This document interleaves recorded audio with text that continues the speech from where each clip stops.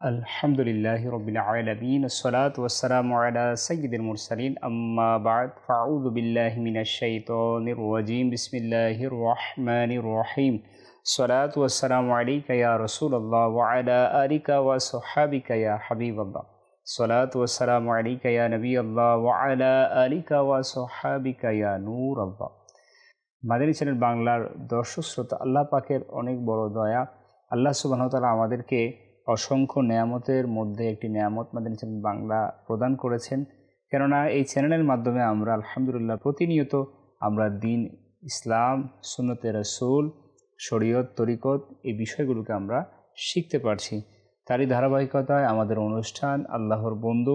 আসুন আমরা শুরুতেই মাদানী চ্যানেল দর্শক দুরূদ শরীফ পাঠ করার যে বারাকাত রয়েছে সেই ব্যাপারে একটি ঘটনা আমরা শ্রবণ করি। হযরত শেখ হুসাইন বিন আহমদ কাওয়াজ বিসাতি রহমাতুল্লাহ তাআলা আলাইহি তিনি বলেন, আমি আল্লাহর কাছে প্রার্থনা করছিলাম যে হে আল্লাহ পাক, আমি আবু সালে মুআজ্জিন রহমাতুল্লাহ তাআলা আলাইহিকে স্বপ্নে দেখতে চাই। তো আমার দোয়া কবুল হলো এবং আমি স্বপ্নে তাকে ভালো অবস্থায় দেখে জিজ্ঞাসা করলাম যে হে আবু সালে, আপনি কেমন আছেন? তো তিনি বললেন, হে আবুল হাসান, আমি যদি হুজুর সাল্লাল্লাহু আলাইহি সাল্লামের প্রতি দুরূদ শরীফ পাঠ না করতাম তাহলে ধ্বংস হয়ে যেতাম। চমৎকার এই ঘটনাটি আমাদের জন্য অনেক বড় নসিহা দুরূদে পাক পাঠ করার ব্যাপারে। আমাদের সে দর্শক শ্রোতা, আমার আপনার পরকালের ধ্বংসাত্মক থেকে বাঁচার অন্যতম উপায় হচ্ছে দুরূদে পাক পাঠ করা। আল্লাহ সুবহানাহু ওয়া তাআলা আমাদের সকলকে বেশি বেশি দুরূদ শরীফ পাঠ করার তৌফিক দান করুক। সাল্লু আলাল হাবিব সাল্লাল্লাহু তাআলা আলা মুহাম্মদ সাল্লাল্লাহু তাআলা আলাইহি ওয়া আলিহি ওয়াসাল্লাম। আফদালুল আমালি আন-নিয়াতুস সাদিকাহ, অর্থাৎ সত্য নিয়ত হচ্ছে সবচাইতে উত্তম আমল। হ্যাঁ, আমাদের যে দর্শক শ্রোতা, আল্লাহ রাসূলের হাদিস শরীফ আমরা আসুন আমল করি নিয়তের ব্যাপারে। আমরা আল্লাহ তাআলা রাসূলের সন্তুষ্টির জন্য সওয়াব হাসিলের নিয়তে ইলমে দ্বীন অর্জন এবং ইনশাআল্লাহ যা শুনবের উপর আমল অপরের মুসলমান ভাইয়ের নিকট পৌঁছে দেওয়ার নিয়তে ইনশাআল্লাহ অনুষ্ঠানটি শুরু থেকে শেষ পর্যন্ত আমরা উপভোগ করব। আসুন আমরা আজ অনুষ্ঠানের যে বিষয় আমরা নিয়েছি সেই বিষয়টি আমরা জানি। বিষয়টি হচ্ছে উচ্চ আশা আকাঙ্ক্ষা। আমাদের যে দর্শক শ্রোতা, আল্লাহর বন্ধু, অনুষ্ঠানে যে বিষয় আমরা নিলাম আজ, আমরা খুব সহজেই কিন্তু বিষয়টির সাথে আমাদের অনুষ্ঠানের নামের সাথে সম্পর্ক এভাবে হয় যে আল্লাহ পাকের অলি যারা হবে, আল্লাহ পাকের বন্ধু যারা হবে, তাদের অন্তরের মধ্যে দুনিয়াবি কোনো উচ্চ আকাঙ্ক্ষা থাকতে পারে না। এটা বলা হয়েছে যে যেমনিভাবে একজন মুসলমান তাকে প্রকাশ্য যে রোগ, সে রোগ থেকে বাঁচার জন্য তার যে মৌলিক জ্ঞান সেটা থাকা তার জন্য আবশ্যক, ঠিক তেমনিভাবে বাতিনি যে রোগ সেটা থেকে রক্ষা পাওয়ার জন্য তার জ্ঞান থাকা জরুরি। আমরা জ্বর, ঠান্ডা, সর্দি, কাশি, পেটের অসুখ, এমন অসংখ্য রোগ, অসুখ বিসুখ যেগুলো রয়েছে, এগুলোর যে হওয়ার যে কিছু উপক্রম, জায়গা, খাবার, বিভিন্ন বিষয়গুলো কিন্তু আমরা বেছে অনেক সময় চলি, আমরা সতর্কতা অবলম্বন করি। ঠিক একইভাবে বাতিনি যে রোগ, এর মধ্যে অসংখ্য রোগ রয়েছে যেগুলো গুনাহের রোগ। তো আমরা বলতে পারি হিংসা, বিদ্বেষ, অন্তরের মধ্যে আমরা দুনিয়ার জন্য উচ্চ আকাঙ্ক্ষা রাখা, এগুলো হচ্ছে বাতিনি রোগ। এটা থেকে বাঁচার জন্য এটার প্রতি যে জ্ঞান দুনিয়ায় আমাদেরকে নেওয়া দরকার, সেটা আমাদের জরুরি। আজ ইনশাআল্লাহ আমরা অনুষ্ঠানের মাধ্যমে আমরা শুনব কোরআন ও হাদিস এবং বুজুর্গানে দ্বীন এনাদের জীবনী থেকে যে তারা কিভাবে উচ্চ আশা আকাঙ্ক্ষা থেকে নিজেদেরকে হেফাজত করেছেন, কারণ এটা কি পরিমাণ ক্ষতি এটা তারা ইলমে দ্বীন অর্জনের মাধ্যমে তারা জ্ঞাত হয়েছে। আমাদের যে দর্শক শ্রোতা, আল্লাহ সুবহানাহু ওয়া তাআলা সূরা হিজর এর 3 নম্বর আয়াতের মধ্যে ইরশাদ করেন, কানজুল ঈমান থেকে অনুবাদ, তাদেরকে ছাড়ুন, খেতে থাকুক এবং ভোগ করতে থাকুক, আর আশা আকাঙ্ক্ষা খেলাধুলায় মগ্ন রাখুক, অতঃপর তারা জানতে পারবে। আসুন, আয়াতের অনুবাদ শুনলাম, আমরা এখন তাফসিরের দিকে যাই। সদরুল আফাজিল হজরত মাওলানা সৈয়দ মোহাম্মদ নাইমুদ্দিন মুরাদাবাদী রহমতুল্লাহ তাআলা এই আয়াত প্রসঙ্গে বলেন, এতে হুঁশিয়ারি রয়েছে। আপনি হুঁশিয়ারি শব্দটাকে যদি বুঝতে চাই, তাহলে এটা আমার আপনার জন্য অ্যালার্ট হওয়া, সতর্ক হওয়া। আল্লাহ তাআলা আমাদেরকে হুঁশিয়ারি দিচ্ছেন, তাহলে আমার জন্য কতটা সতর্ক হওয়া জরুরি। তো তিনি এই আয়াত প্রসঙ্গে বলেন, এতে হুঁশিয়ারি রয়েছে উচ্চ আশা আকাঙ্ক্ষার মধ্যে আবদ্ধ হয়ে যাওয়া এবং দুনিয়ার স্বাদ উপভোগের প্রত্যাশায় মগ্ন হয়ে যাওয়া। এটা ইমানদারের শান নয়। হযরত সাইয়েদনা আলী মুর্তদা কাররামাল্লাহু ওয়াজহুল করিম তিনি বলেন যে উচ্চ আশা আকাঙ্ক্ষা আখিরাতকে বুলিয়ে দেয় এবং প্রবৃত্তির অনুসরণ সঠিক পথ থেকে বাধা প্রদান করে। আমাদের দর্শক শ্রোতা, তাহলে আমরা আজকের যে বিষয় অনেকটাই আমরা কিন্তু ধারণা পেয়ে গেলাম যে উচ্চ আশা আকাঙ্ক্ষা এটা যদি কারো মধ্যে থাকে, তাহলে তার কাছ থেকে আখিরাত হাতছাড়া হয়ে যাবে। তার দুনিয়ার জিন্দিগিতে আখিরাত সেটা তার স্মরণ থেকে সরিয়ে নেওয়া হবে, সে ভুলে যাবে আখিরাতের কথা। তাহলে এটা কেমন বাতিনি রোগ, কেমন ভয়ানক রোগ। তোমাদের অসুস্থতা আমরা যদি হাদিসের দিকে দেখি, কিছু হাদিসে মোবারকা যদি আমরা শ্রবণ করি, আল্লাহ রাসূল সাল্লাল্লাহু আলাইহি ওয়াসাল্লাম ইরশাদ ফরমান, আউয়ালু ফাসাদিহা আবখুলু ওয়া আমালু, অর্থাৎ ওই উম্মতের প্রথম ক্ষতি কৃপণতা ও উচ্চ আশা। এই হাদিসটি হচ্ছে মিশকাতুল মাসাবি শরীফের। তো আমরা উম্মত, আমরা সৌভাগ্যবান উম্মত, আমরা ক্ষমতা শক্তি সব কিছুর থেকে আল্লাহ তাআলা আমাদেরকে অন্য উম্মতের থেকে বেশি আমাদেরকে দিয়েছেন, সৌভাগ্যবান বানিয়েছেন। কিন্তু আমরা ক্ষতি হব তখন যখন আমরা কৃপণতা এবং উচ্চ আশা এটা আমাদের মধ্যে নিয়ে আসব।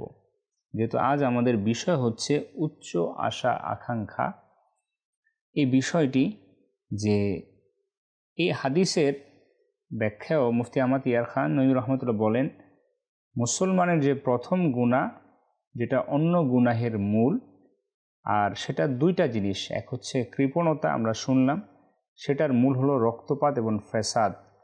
আর দ্বিতীয় হচ্ছে উচ্চ আশা আকাঙ্ক্ষা, এটার মূল হলো উদাসীনতা ও গুনাহের। মানুষ বার্ধক্যের মধ্যে যখন চলে যায়, তখন সেটা চিন্তা করে যে এখনো বয়স অনেক আছে। এটা তার উচ্চ আশা আকাঙ্ক্ষা। সে বলে যে নেকি কালকে করে নিব। কালকেও যখন চলে আসে তার কাছে দিনটা, সে তখন তাকে আবার সেই উদাসীনতায় ডুবিয়ে রাখে এবং এই ধ্যান ধারণায় সে তার দিনকে অতিবাহিত করে মৃত্যুবরণ করে। তো উচ্চ আশা আকাঙ্ক্ষা যে আমি আরও বাঁচব, এই যে বাঁচব এটার গ্যারান্টি আমার কাছে নেই, এটা চিরন্তন সত্য। তারপরও আমি উচ্চ আশা আকাঙ্ক্ষা নিয়ে রেখেছি যে আমি আরও বাঁচব, আরও সম্পদকে বৃদ্ধি করব, আমার সন্তানের ভবিষ্যৎকে আমি বাস্তবায়িত করব।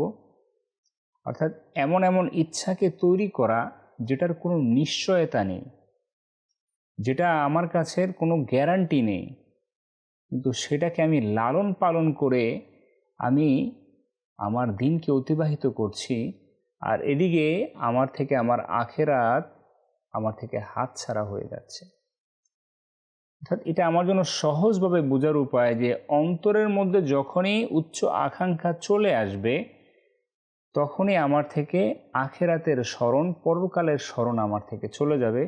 তখনই বুঝতে হবে যে আমি উচ্চ আকাঙ্ক্ষার রোগে আক্রান্ত হয়ে গিয়েছি। আসুন আমরা একটি ঘটনা শ্রবণ করি। ঘটনাটি উইনুল হিকায়াত দাওয়াত ইসলামী প্রকাশনা যে কিতাব প্রতিষ্ঠানা বিভাগ মাকতাবাতুল মদিনার কর্তৃক প্রকাশিত এই কিতাব উইনুল হিকায়াতের 413 পৃষ্ঠায় ঘটনাটি বর্ণিত রয়েছে।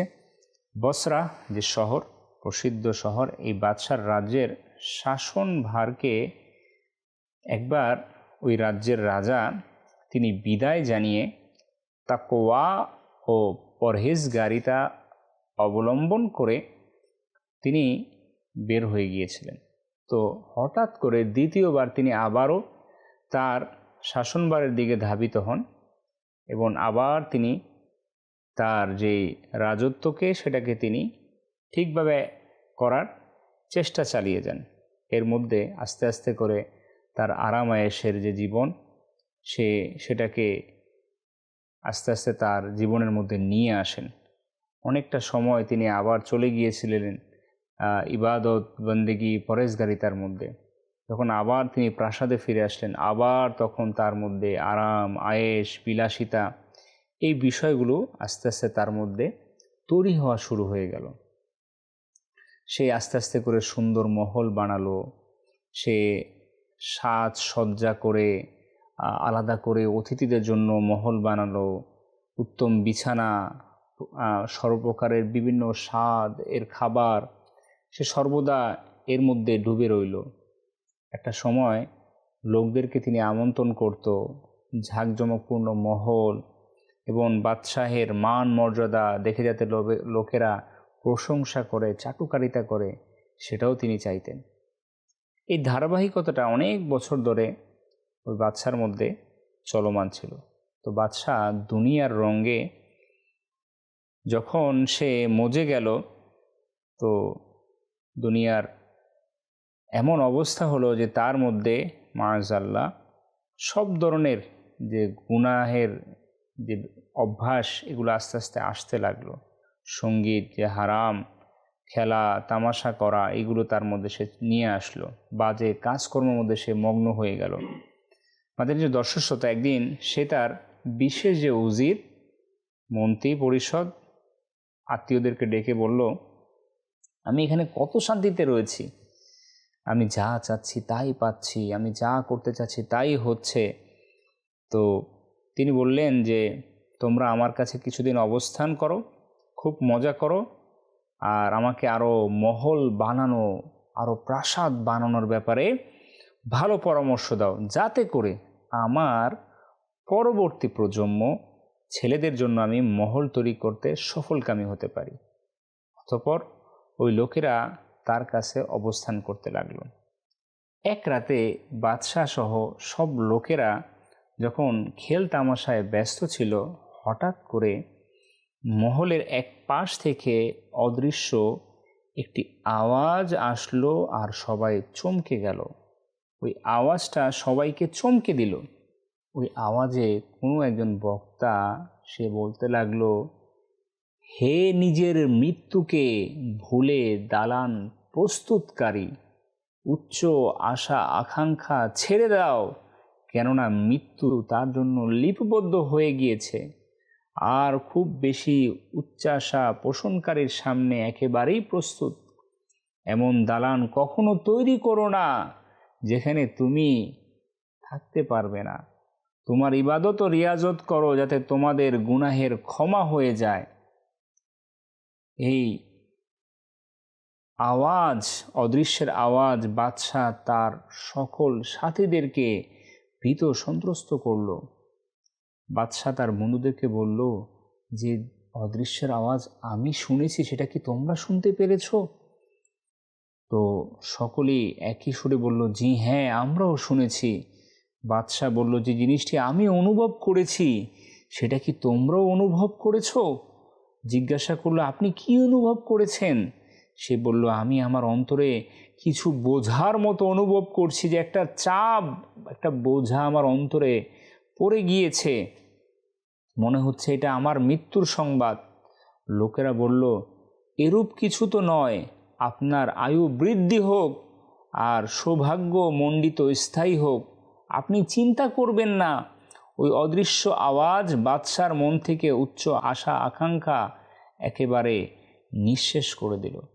তারা যদিও চাটুকারিতা তখনও চলমান রাখলো, কিন্তু বাদশার মনে এমনভাবে এই অদৃশ্যের এই নসিহাপূর্ণ আওয়াজ প্রভাব বিস্তার করল যে বাদশার অন্তরের মধ্যে ভয়, আল্লাহ পাকের ভয়, পরকালের ভয় সৃষ্টি হয়ে গেল। সে আরাম আয়েশ পদমর্যাদাকে তখন তৎক্ষণাৎ তুচ্ছ মনে করতে লাগলো। তার উপর আখেরাতের চিন্তা তার উপর বিজয়ী হয়ে গেল এবং তার অন্তরে আসার আগুন নিভে গেল। গুনাহ ছেড়ে দেওয়ার দৃঢ় প্রতিজ্ঞ হয়ে আল্লাহ তাআলার দরবারে এটাই আরজ করলো, হে আমার প্রতিপালক, আমি তোমাকেও এখানে উপস্থিত তোমার বান্দাদের সাক্ষী রেখে তোমার দিকে নিবেদিত হচ্ছি এবং আমার সমস্ত গুনাহ উচ্চ বিলাসী উপর লজ্জিত হয়ে তাওবা করছি। হে আমার সৃষ্টিকর্তা, যদি তুমি আমাকে পৃথিবীতে আরও কিছুদিন বাঁচিয়ে রাখতে চাও তবে আমাকে সর্বদা তোমার অনুকরণের রাস্তায় চালিয়ে দাও, আর যদি আমাকে মৃত্যু দিয়ে দাও তাহলে তোমার দিকে ডেকে নিতে চাও তবে আমার উপর দয়া করো, আর তোমারই দয়ায় আমার সমস্ত গুনাহকে ক্ষমা করে দাও। বাদশাহ এইভাবে আবেদন করতে ব্যস্ত ছিল এবং তার ব্যথা বৃদ্ধি পেতে লাগলো। তারপর সে এই বাক্যগুলির পুনরাবৃত্তি করেন, আল্লাহ তাআলার কসম মৃত্যু, আল্লাহ তাআলার কসম মৃত্যু। বাস এই বাক্যগুলো তার মুখে জারি ছিল এবং তার রূহ বের হয়ে গেল। ওই সময়ে ফোকাহে কেরামগণ রহিমুল্লাহুস সালাম বলেন, ওই বাদশাহের মৃত্যু তওবার উপর হয়েছিল। মাননীয় দর্শক শ্রোতা, আপনারা যেই ঘটনা আজকে আল্লাহর বন্ধু এই অনুষ্ঠান থেকে এই মুহূর্তে যারাই শুনলেন অথবা পরবর্তীতে শুনবেন, এই ঘটনা শুধু কোনো একটি ঘটনা নয়, এই ঘটনা আমাদের জন্য অনেক বড় নসিহত, অনেক বড় অনুপ্রেরণা পরকালের সফলতার জীবনের জন্য। যদি আমরা চাই যে আল্লাহ সুবহানাহু ওয়া তাআলার দরবারের যে দয়া, করুণা, রহমত হাসিল করতে এবং পরকালের যেই চিরস্থায়ী যে সুখ, জান্নাতের নেয়ামত লাভ করতে, তাহলে আমাদেরকে এই দুনিয়ার মিথ্যে উচ্চ আশা আকাঙ্ক্ষাকে আমাদেরকে ত্যাগ করতে হবে। বাদশাহ কিন্তু সেই কাজটাই করলেন, যদিও তিনি একবার ফিরে এলেন, আবার সেখান থেকে আবার সেই প্রাসাদে গেলেন, আবারও সেই দুনিয়ার রং তামাশার মধ্যে নিজেকে আবারও ডুবিয়ে রাখলেন। কিন্তু আল্লাহ পাকের দয়া, ওই অদৃশ্যর আওয়াজ তাকে আবারও তার জন্য হেদায়েতের অনেক বড় মাধ্যম হয়ে গেল। এখন আমার আপনার খেয়ালে যদি আসে যে আমার কাছে কখন আসবে অদৃশ্যের আওয়াজ, অদৃশ্য দর্শক শ্রোতা, আমার আপনার জন্য আওয়াজ এর প্রয়োজন নেই। আমার আপনার জন্য দৃষ্টান্ত উপমা অসংখ্য রয়েছে এই দুনিয়ার মধ্যে। যারাই উচ্চ আশা আকাঙ্ক্ষা নিয়ে এই দুনিয়া থেকে চলে গিয়েছেন, যারা অনেক কিছু করেছেন, তারা সেখানে থাকতে পারেননি। অর্থাৎ কত উচ্চ আশা আকাঙ্ক্ষা সৃষ্টিকারী মানুষ, তারা বহু দালানকে প্রতিষ্ঠা করেছেন, কিন্তু দালানের মালিক হওয়া সত্ত্বেও সেই দালানে চিরস্থায়ীভাবে থাকতে পারেননি। অঢেল সম্পদের মালিক হয়েছেন কিন্তু সেই সম্পদকে ভোগ করতে পারেননি। তো আজ আমরাও সমাজের মধ্যে এমনভাবে চলছি ফিরছি যে আমিও অপেক্ষমান কখন আমার সম্পদ বৃদ্ধি পেয়ে যাবে, আমার স্বপ্নের দালানটিকে আমি দাঁড় করাতে পারবো, আমার মান মর্যাদা আরও বৃদ্ধি পেয়ে যাবে। এই আশা আকাঙ্ক্ষায় যারা আমরা দিনকে রাত, রাতকে দিন করে ফেলছি, অর্থাৎ সারাটা দিন নয়, প্রতিটা দিন নয়, বছরকে বছর আমরা চেষ্টা করে যাচ্ছি দুনিয়ার উচ্চ আশা আকাঙ্ক্ষাকে তৈরি করে অন্তরের মধ্যে, তারা আমরা আসলেই একেবারে ভুল সিদ্ধান্তের মধ্যে রয়েছি। মাননীয় দর্শক শ্রোতা, উচ্চ আশা আকাঙ্ক্ষা আপনি রাখেন আপনার অন্তরের মধ্যে, কিন্তু আপনি রেখে যদি আল্লাহর স্মরণকেই ভুলে যান, তো এই উচ্চ আশা আকাঙ্ক্ষা আপনার জন্য শ্রেয় নয়, সেটা আপনার জন্য ক্ষতির কারণ। যেই উচ্চ আশা আকাঙ্ক্ষা রেখে আপনি দিনের বেলায় ঘর থেকে বের হলেন, আপনি সারাদিন এটার পিছনে দৌড়ালেন, কিন্তু আপনার ফরজ হুকুমকে আপনি ছেড়ে দিলেন, নামাজকে ছেড়ে দিলেন, আল্লাহ পাকের জিকির স্মরণকে ছেড়ে দিলেন। আল্লাহ পাকের হুকুম আহকাম যে বিষয়গুলো ছিল, হালাল হারাম সঠিক ভুল, এগুলোকে বিবেচনা না করে আপনি আপনার মতো আপনার ওই যে উচ্চ আশা আকাঙ্ক্ষার যেই কেন্দ্রবিন্দু, যেই আপনার লক্ষ্য, সেটাতে পৌঁছানোর জন্য আপনি বাস চলতেই লাগলেন, তাহলে আপনার জন্য এটা একেবারে ধ্বংসের কারণ হয়ে দাঁড়াবে। মাদ্রাসার দর্শক শ্রোতা, সেদনা ইমাম গজ্জালী রহমতুল্লাহ তাআলা আলাইহি তিনি বলেন, উচ্চ আশা আকাঙ্ক্ষা নেকি ও আনুগত্যের পথে বাধা। এমনকি প্রত্যেক ফিতনা ও মন্দের মাধ্যম উচ্চ আশা আকাঙ্ক্ষার লিপ্ত হয়ে যাওয়া একটি রোগ, যেটা মানুষের আরও অনেক রোগের মধ্যে সম্পৃক্ত করে। মিনহাজুল আবিদিনের মধ্যে ইমাম গজ্জালী রহমতুল্লাহ তাআলা এই কথাগুলো ব্যক্ত করেন, প্রকাশ করেন। বলা হয়েছে উচ্চ আশা আকাঙ্ক্ষা এটা কিছুটা পরীক্ষার ন্যায়। 6টি পরীক্ষার কথা বলা হয়েছে। প্রথম পরীক্ষা যে বিষয়টি, উচ্চ আশা আকাঙ্ক্ষা মানুষকে অলস বানিয়ে দেয়। কীরকম? এই কারণে নেকি করার পূর্বেই অন্তরের মধ্যে ধারণা এসে যায় যে এই কিছু সময় পর করে নিব, এখনও যথেষ্ট সময় আছে, ইবাদতের সুযোগ হাতছাড়া হতে দিব না। এইভাবে অলসতা করে বান্দা নেকি করার সুযোগ নষ্ট করে। কত বড় পরীক্ষা আমার আপনার জন্য! যদি আপনি উচ্চ আকাঙ্ক্ষার মধ্যে লিপ্ত হয়ে যাই, তখন আমার কাছ থেকে এমন অলসতা প্রকাশ পাবে যে আমার কাছ থেকে নেকি হাতছাড়া হয়ে যাবে। বলা হয়েছে দ্বিতীয় যে বিষয়টি, উচ্চ আশা আকাঙ্ক্ষা মানুষকে মন্দ কাজের শিকার করে। যেভাবে হযরত সাইয়েদনা দাউদ তাই রহমতুল্লাহ তাআলা তিনি বলেছেন যে আল্লাহ তাআলার শাস্তিকে ভয় করে সে দূরকেও কাছে মনে করে, আর যে উচ্চ আশা আকাঙ্ক্ষায় লিপ্ত হয়ে যায় সে মন্দ কাজের শিকার হয়ে যায়। চমৎকার কথা। তৃতীয় যে বিষয়টি, উচ্চ আশা আকাঙ্ক্ষার কারণে নেকি কঠিন হয়ে পড়ে। হযরত সাইয়েদনা ইয়াহইয়া বিন মুআজ রাজি রহমতুল্লাহ বলেন, দুনিয়ার আশা আকাঙ্ক্ষার মানুষকে প্রত্যেক নেকির কাজ থেকে বিচ্ছিন্ন করে দেয়। লোভ লালসা মানুষের প্রত্যেক হক থেকে বাধা দেয়, ধৈর্য কল্যাণের দিকে পথ দেখায় এবং নফসে আম্মারা প্রত্যেক খারাপ ও মন্দের দিকে আহ্বান করেন। চতুর্থ যে বিষয়টি, উচ্চ আশা আকাঙ্ক্ষার তাওবার ক্ষেত্রে গড়িমসি করায়, অভ্যস্ত বানিয়ে দেয়, যার কারণে অন্তরে ধারণা সৃষ্টি হয় যে এখনই তাওবা করে নিব, এখনও যথেষ্ট সময় রয়েছে, যদি তাওবা করে নেই তাহলে তো আমি ওই কাজগুলো আর করতে পারবো না, আমি তো আমার সফলতার ধান প্রান্তে আর পৌঁছাতে পারবো না, আমি তো এখনও যুবক, এখন যদি আমি তওবা করে নেই তাহলে তো মসজিদে আমাকে প্রথম কাতারে থাকতে হবে, আমাকে তো এখন মসজিদমুখী হয়ে যেতে হবে, তাহলে তো আমি আর বন্ধুদের আড্ডায় যেতে পারবো না, গুনাহের আড্ডার মধ্যে যেতে পারবো না। আবার এমনও বলে আমার বয়স এখন খুব কম, তাওবা সবসময় আমার ইচ্ছাধীন রয়েছে, যখন চাইব করে নিব। মাদানী ছিলেন দর্শক শ্রোতা, কেমন ধোঁকা আমাকে আপনাকে এই উচ্চ আশা আকাঙ্ক্ষা দিয়ে থাকে।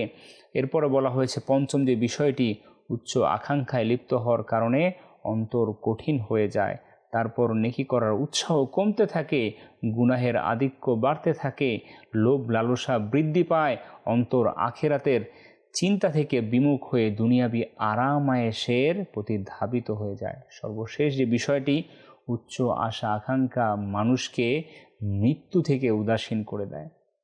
আমার আপনার জন্য স্পষ্ট যে আপনি যদি এই জ্ঞান না রাখে যে আমার আপনার মৃত্যু অনিবার্য, তো আপনি কেন এত মিছে আশা নিয়ে, উচ্চ আশা আকাঙ্ক্ষা নিয়ে আমার জীবনকে আমি শেষ করে দিচ্ছি। তো আপনি অতটুকু আল্লাহ তাআলার দরবারে চাই যতটুকু আমার আপনার জন্য পরকাল ঠিক থাকবে। আপনি আল্লাহ তাআলার কাছে ওটাই কামনা করি যেটা আমার জন্য কল্যাণকর রয়েছে। যেটা অকল্যাণকর, যেই সম্পদ, যেই আশা উচ্চ বিলাসিতা আমার জন্য ধ্বংসের কারণ, সেটা থেকে আমি আল্লাহ তাআলার কাছে পরিত্রাণ চাই। আল্লাহর ওলি, আল্লাহর বন্ধু হওয়া সহজ সাধ্য হবে যখন আপনি দুনিয়াবি ভালোবাসা এটা আমার অন্তর থেকে আমি বিদায় করে দিতে পারবো। মাদ্রাসার দর্শক শ্রোতা, সময় আমাদের একেবারেই শেষের দিকে।